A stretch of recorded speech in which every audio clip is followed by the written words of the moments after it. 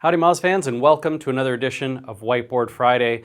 This week I wanted to talk about something I see from a lot of marketers where we just kill ourselves, people. We're dying. We're really sucking at our jobs, and the reason seems to be very consistent. It seems like this is almost the best way, the most popular way to suck at marketing. I'll show you what I'm talking about.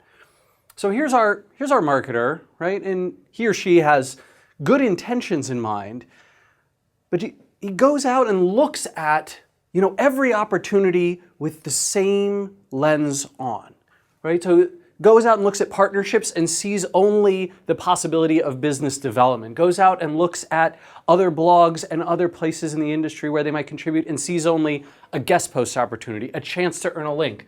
Goes and looks at their landing pages and sees customers, potential customers coming to their site and thinks only what's the highest percent of those people that I can possibly convert to put in their credit card right now and buy something or make a transaction happen.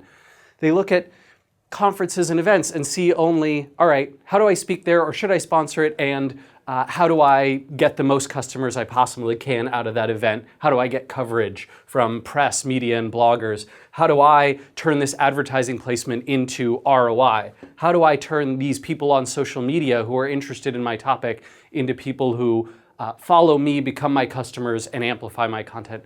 And this transactional model of thinking is actually really similar to how we do a lot of discussion in the marketing field. I'm guilty of this myself, right? I talk about, if you're looking for folks on social media, how do you turn them into followers of yours? How do you turn them into amplifiers?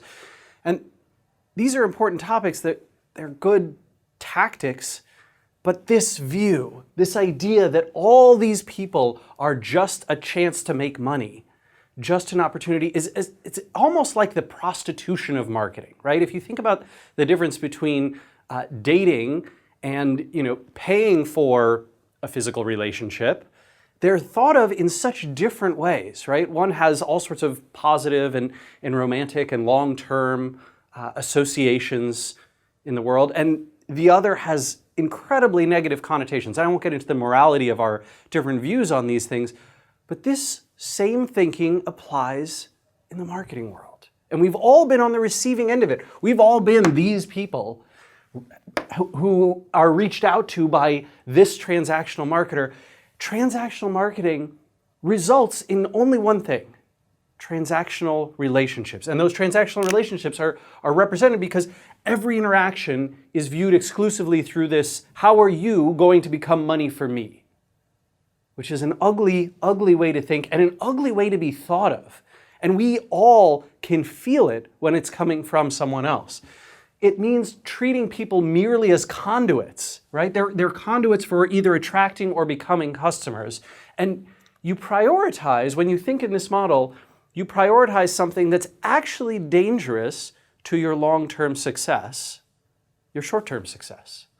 It's funny how the inverse correlation works, right? But if you're constantly focused on the short-term return over the long-term relationship or relationship potential, the transactional model means that people and customers are going to abandon your brand as soon as it's no longer the best transaction for them, right? Because they have no pre-existing relationship, they have no loyalty, they have no love for you or your company or your product. It's merely, what are you doing for me right now because I'm giving you dollars?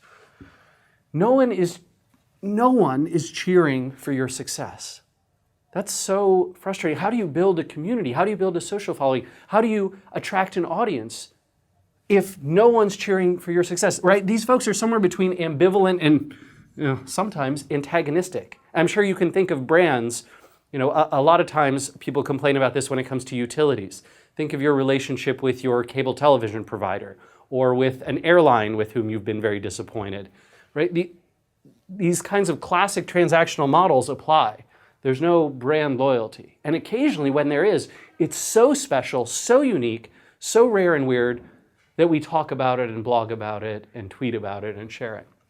And perhaps the worst part is there's no long-term magnification, right? One of the things that I always talk about, that Moz always talks about, and that we've had a lot of success in investing in channels of all kinds, is that because there's a long-term focus, because there's a relationship that's being built, right? We are essentially biasing to get long-term returns over short-term returns. And that means over the long term, more and more people magnifying, amplifying, saying nice things, helping us out when they don't need to, because they have that connection with the brand.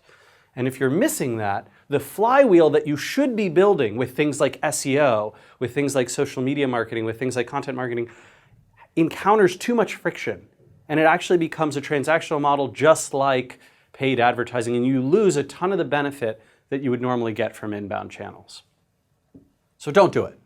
Instead of doing this, I would urge you to seek common ground with every kind of relationship that you build, and seek common ground apart from purely the relationship, although business and professional topics are certainly great places to start with those, right? If you can find the things that you have in common, right, these two for these guys, among any of these kinds of partners that you're interacting with, and any type of outreach that you're doing, any type of relationship that you encounter, it's going to remove the purely transactional from the model. The thing is, it has to be authentic. You can't do this in such a way that you're sort of going down a checklist of, yeah, hi Fred, it's nice to meet you. Are you also a Seahawks fan? Because I am a fan of this football team. It's insanity. It's obvious. Authentically seeking out relationships as you're going relationship building, rather than biasing and prioritizing the transactional model, can be felt in every interaction that you have. Go out of your way to help. Go out of your way to help, and do it before you're asked to do it. One of the things that I love to do is when I encounter someone who impresses me, a product that impresses me, a company that impresses me, I like to share it. And because I have a reasonably nice social following, that actually turns into a lot of amplification, and those people are often very appreciative. But when someone shares something of mine, even if they have 5 followers on Twitter, no presence on Facebook, they pinned something on Pinterest and they have 4 followers of their Pinterest board, it doesn't matter. It shows me, especially if they're doing it before there's any kind of interaction or before there's any kind of ask from me, it shows me that they truly care and they value something of mine, and that feels good. That's a great way to start a relationship. Don't negotiate hard to get every last penny. Right? I think that one of the things that we're trained to do, again, as marketers, is in these kinds of marketing opportunities, we go out and we seek, well, what's the maximum that I can possibly get? I'm going to push this other person up against the wall until they're getting minimum return and I'm getting maximum return. And this is actually a terrible way to build a relationship.